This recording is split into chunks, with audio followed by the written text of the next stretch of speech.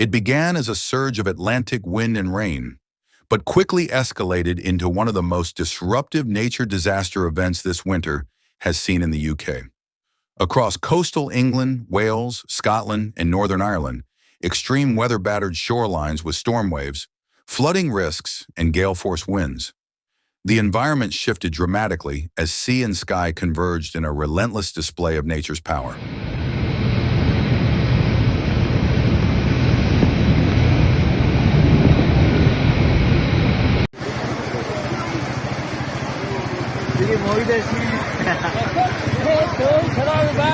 Emergency services, meteorologists, and communities were forced into urgent response as the storm's ferocity left visible marks on seafronts and inland landscapes alike.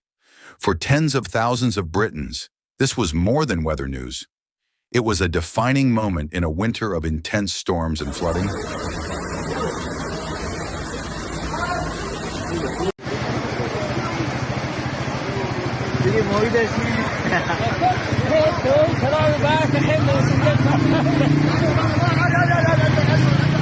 Storm Ingrid, known internationally by meteorological services as an intense low-pressure system arriving from the Atlantic, delivered sustained winds of up to 60 to 65 miles per hour across exposed coastal regions of southwest England, South Wales, and beyond. Yellow weather warnings for rain and wind were in place for much of southern England, with additional warnings stretching into Scotland and Northern Ireland.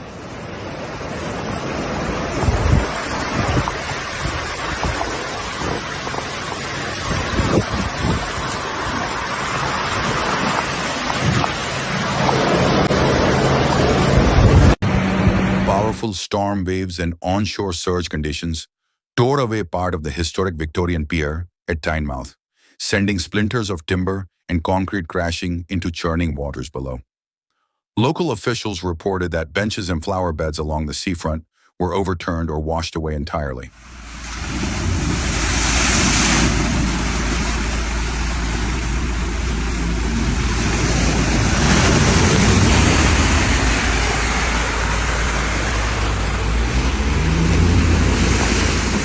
Garden further inland, relentless rain, exceeding 20 to 40 millimeters in many areas, and locally up to 80 millimeters in prolonged bands, fell on ground already saturated by earlier storms this month, sharply increasing flooding risk for towns and villages across Somerset, Cornwall, and Dorset.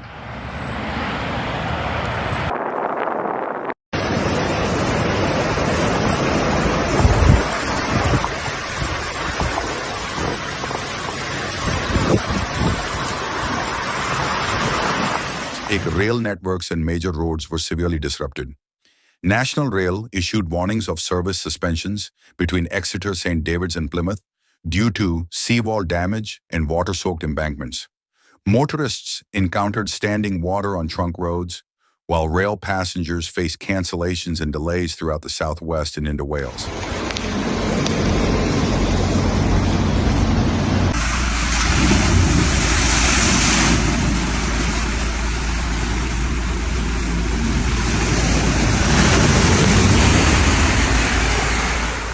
The sun across South Wales, flood alerts spanned multiple counties, and in parts of southwestern England, the Environment Agency issued dozens of flood warnings and flood alerts, signaling expected or possible flooding to riverbanks, underpasses, and urban drainage systems.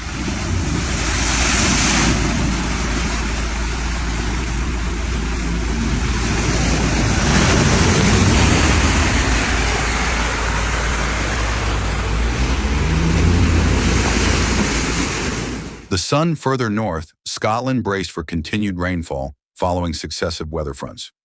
Regions including Angus, Perth and Kinross, Aberdeen, and Aberdeenshire were forecast to see 30 to 60 millimeters of additional rain, with higher ground tipped to receive even more. The accumulated rainfall threatened rivers already at high levels, heightening inland flooding concerns.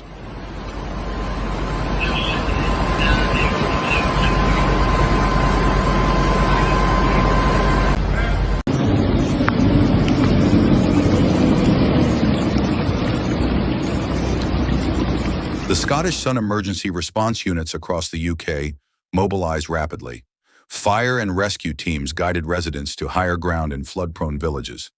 Coast Guard crews issued warnings to stay well back from battered shorelines where storm waves tore into seawalls and promenades. In Devon, police and ambulance services joined helicopter search missions for a kayaker reported in distress on a swollen river, underscoring the perilous conditions on both sea and inland waterways.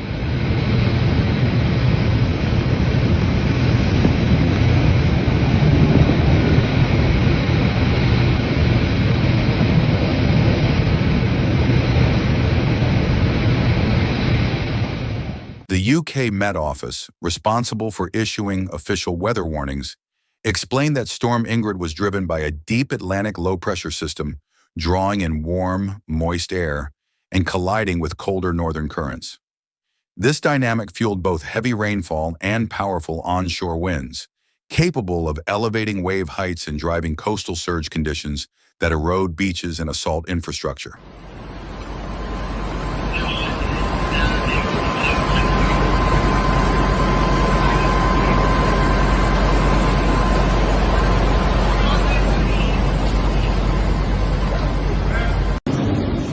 Met Office scientists noted that winter storms in the North Atlantic can generate prolonged wave trains that travel hundreds of miles, causing exceptional wave action far from the storm's core.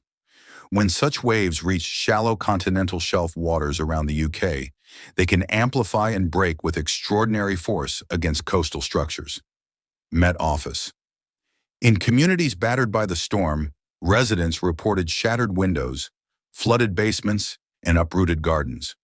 Yet within these scenes of disruption, volunteers and neighbors rallied.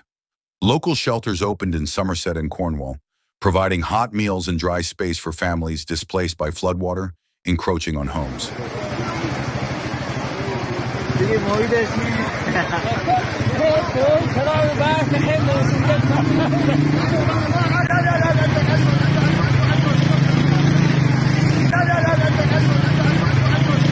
Update News power companies worked through the night to restore electricity to areas where outages were reported, while municipal teams cleared debris from roads where fallen trees and flooding blocked access.